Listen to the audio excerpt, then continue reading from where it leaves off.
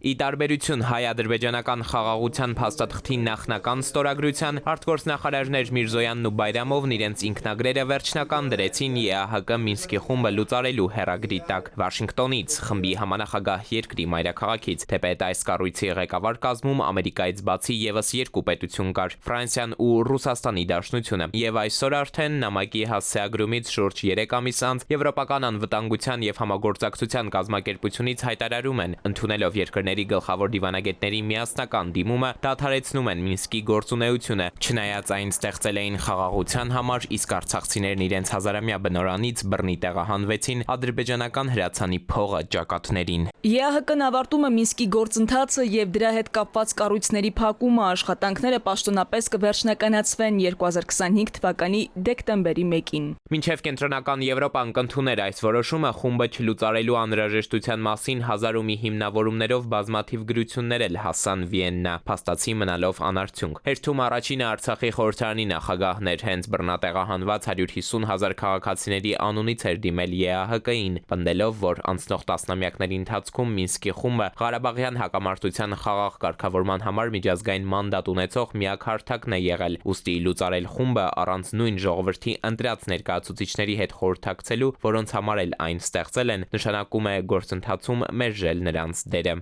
Մեր տեղահանությունը ոչ կամավոր էր, ոչ էլ պատահական, այն պաշարման, սովի եւ ռազմական հարձակման հետևանք էր։ Գործողություններ, որոնք միջազգային հանրության կողմից մինչ այսօր պատշաճ կերպով չեն հասցեագրվել։ Միջազգային ներգրավվածության վերջին հետքը վերացնելը առանց հավաստի եւ ներառական այլընտրանքի արմատավորելու է անարդարությունը եւ խաղաղությունը դարձնելու ավելի անհասանելի։ Հետո նաեւ մեր քաղաքացիությունը բարձրաձայնեց, բանաձևեց, Մինսկը չի հասել իր նպատակներին, հետեւաբար խմբի մանդատը վայր դնելու որոշումը վաղաժամ կլինի, պնդել էին իրավապաշտպանները։ Ըստ էության Լեռնային Ղարաբաղի հայերի